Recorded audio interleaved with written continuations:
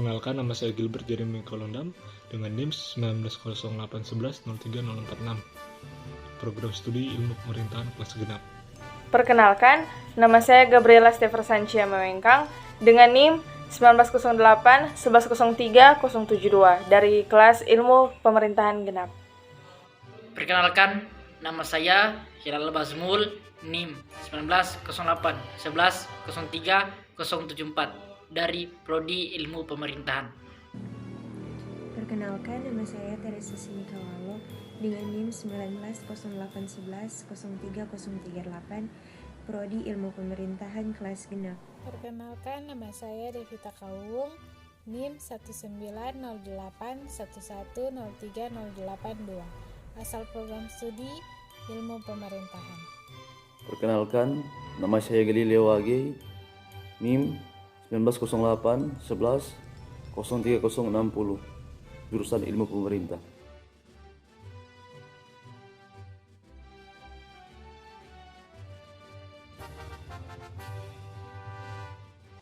Pengertian implementasi kebijakan. Pemahaman umum mengenai implementasi kebijakan dapat diperoleh dari pernyataan Grindel bahwa implementasi merupakan proses umum tindakan administratif yang dapat diteliti pada tingkat program tertentu. Proses implementasi baru akan dimulai apabila tujuan sasaran telah ditetapkan. Program kegiatan telah tersusun dan dana telah siap dan disalurkan untuk mencapai sasaran. Jika pemahaman ini diarahkan pada lokus dan fokus, di mana kebijakan diterapkan akan sejalan dengan pandangan Van Meter dan Van Horn, bahwa implementasi kebijakan merupakan tindakan yang dilakukan oleh organisasi pemerintah dan swasta, baik secara individu maupun secara kelompok, yang dimaksudkan untuk mencapai tujuan. Implementasi kebijakan menggabungkan antara tujuan kebijakan dan realisasinya dengan hasil kegiatan pemerintah. Ini sesuai dengan pandangan Van Meter dan Van Horn, bahwa tugas implementasi adalah membangun jaringan yang memungkinkan tujuan kebijakan publik direalisasikan melalui aktivitas instansi pemerintah yang melibatkan berbagai pihak yang berkepentingan. Konseptualisasi implementasi. Konseptualisasi implementasi memperoleh pemahaman yang baik tentang apa sesungguhnya kebijakan publik. Maka kebijakan publik tersebut harus diurai menjadi beberapa bagian sebagai tahapan-tahapan, yaitu agenda setting, formulasi, legitimasi, implementasi, evaluasi, reformulasi, dan terminasi. Dari siklus kebijakan tersebut terlihat secara jelas bahwa implementasi hanyalah bagian atau salah satu tahap dari proses besar bagaimana suatu kebijakan publik dirumuskan. Menurut Syukur, ada 3 unsur penting dalam proses implementasi, yaitu 1. Adanya program atau kebijakan yang dilaksanakan, 2. Target group, yaitu kelompok masyarakat yang menjadi sasaran dan diharapkan akan menerima manfaat dari program ini, perubahan atau peningkatan, 3. Unsur pelaksana atau implementer, baik organisasi maupun perorangan untuk bertanggung jawab dalam memperoleh pelaksanaan dan pengawasan dari proses implementasi tersebut. Implementasi kebijakan merupakan salah satu tahap dalam proses kebijakan selain tahap formulasi kebijakan dan evaluasi kebijakan. Lengkapnya, proses kebijakan publik akan terdiri dari langkah-langkah, yaitu 1. Identifikasi masalah kebijakan, 2. Tahapan formulasi kebijakan, 3. Legitimasi kebijakan, 4. Implementasi kebijakan, 5. Evaluasi kebijakan. Kajian kebijakan dapat dipahami dengan melihat kronologis tahapan-tahapan ilmiah implementasi sebagai suatu studi kajian, yaitu A. Menemukan masalah atau fenomena implementasi yang menarik untuk dikaji, B. Menemukan pertanyaan penelitian yang hendak diteliti, C. Merumuskan landasan teoritis, konsep, dan variabel penelitian, D. Menetapkan metodologi yang hendak dipakai untuk mengumpulkan data, E. Mengolah dan menganalisis data, F. Rekomendasi kebijakan. Model-model implementasi kebijakan. Yang pertama, model Van Meter dan Van Horn. Model ini mengendalikan bahwa implementasi kebijakan berjalan secara linear dari kebijakan publik, implementator, dan kinerja kebijakan publik. Model kebijakan ini memperlihatkan 6 variabel yang membentuk hubungan antara kebijakan dengan kinerja, yaitu 1. Standar dan tujuan kebijakan. Yang kedua, sumber daya kebijakan. Yang ketiga, komunikasi antara organisasi dan kegiatan penegakan. Yang keempat, karakteristik instansi pelaksana. Yang kelima, kondisi ekonomi sosial dan politik. Dan yang keenam, disposisi pelaksana. Kemudian yang kedua, model Grindel. Pada model ini menunjukkan adanya keterkaitan antara tujuan kebijakan, program-program tindakan, dan proyek-proyek individual telah tersusun dan dibiayai.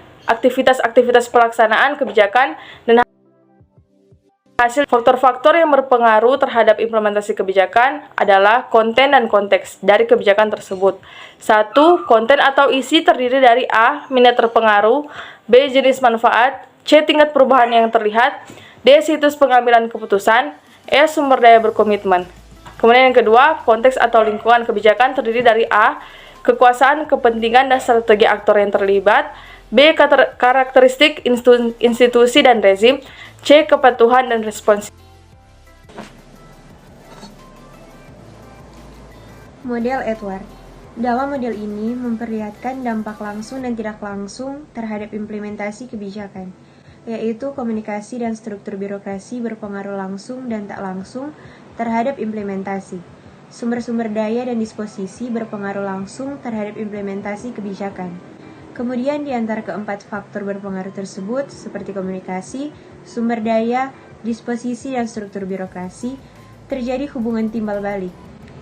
Pengaruh baik langsung maupun tidak langsung terhadap implementasi kebijakan dan hubungan timbal balik di antara keempat faktor tersebut dapat divisualisasikan melalui model implementasi kebijakan. Pemetaan model.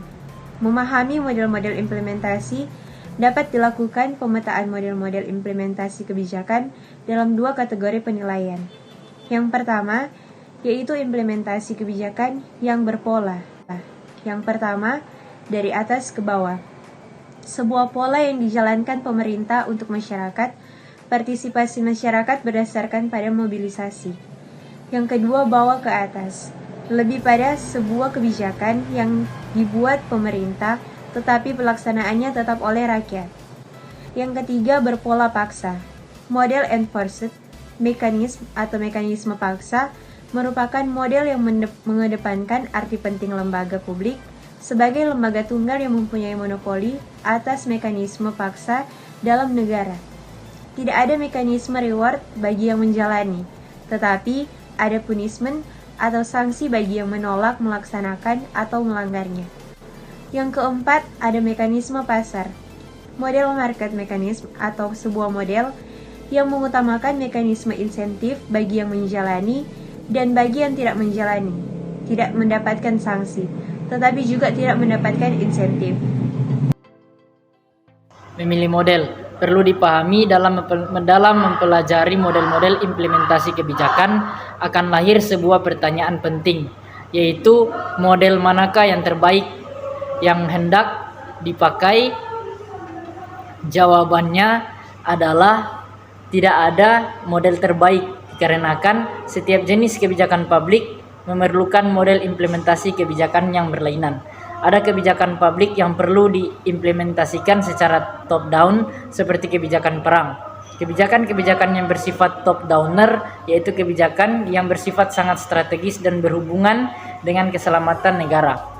Beda halnya dengan kebijakan yang sifatnya lebih efektif jika diimplementasikan secara bottom upper, yang biasanya kebijakan yang tidak berkenan langsung dengan keamanan negara.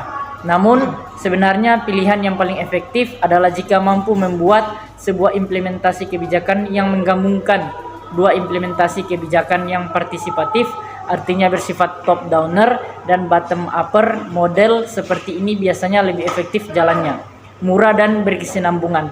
Bahkan bisa juga diterapkan untuk kebijakan dalam hal keamanan negara.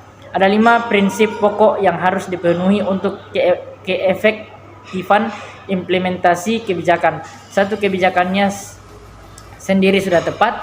kedua adalah tepat pelaksanaannya, ketiga adalah tepat target, keempat adalah tepat lingkungan, dan kelima adalah tepat proses. Faktor-faktor yang mempengaruhi implementasi kebijakan. Faktor-faktor yang mempengaruhi implementasi kebijakan menurut Edward 3 diuraikan di bawah ini. Yang pertama, komunikasi. Komunikasi yang dimaksudkan di sini adalah penyampaian pesan dari pemberi pesan, pembuat kebijakan kepada penerima pesan, implementator kebijakan melalui saluran yang dituju tertentu. Penyampaian pesan yang jelas dimaksud untuk tidak terjadi kesalahpahaman tentang substansi kebijakan tersebut, yang pada akhirnya terjadi kesalahpahaman implementasi tentang hal tersebut. 2. Sumber-sumber daya. Implementasi akan tidak efektif kalau sumber-sumber daya pendukung pelaksana kebijakan kurang memadai. Sumber-sumber daya ini dapat berupa antara lain kualitas sumber daya manusia, informasi kewenangan, dan fasilitas lainnya. 3. Sikap. Sikap para implementator merupakan salah satu faktor penting terhadap keberhasilan kebijakan tersebut. Kalau mereka berpandangan positif terhadap kebijakan itu, maka kemungkinan besar kebijakan itu berhasil, demikian pula sebaliknya. 4. Struktur birokrasi. Struktur birokrasi salah satu faktor yang berpengaruh terhadap implementasi kebijakan adalah struktur birokrasi. Salah satu kelemahan birokrasi saat ini yang berpengaruh terhadap implementasi kebijakan adalah terlalu dibatasi oleh struktur dan prosedur-prosedur. Kelima, permasalahan dan prospek implementasi kebijakan. Membuat keputusan tidak berakhir sekali di mana rancangan undang-undang diloloskan. Sebuah perintah eksekutif atau peraturan administratif dikeluarkan atau sebuah keputusan pengadilan diberikan. Proses implementasi merupakan proses yang rumit dan kompleks. Hal ini dapat dipahami bahwa proses implementasi melibatkan interaksi banyak variabel sekaligus merumuskan mekanisme delivery. Aktivitas seperti formulasi yang dibuat harus bisa mengakomodasi kepentingan politik, mampu melihat terjadi kelangkaan sumber daya atau pengaruh di karakteristik birokrasi politik dalam suatu sistem politik yang berlaku.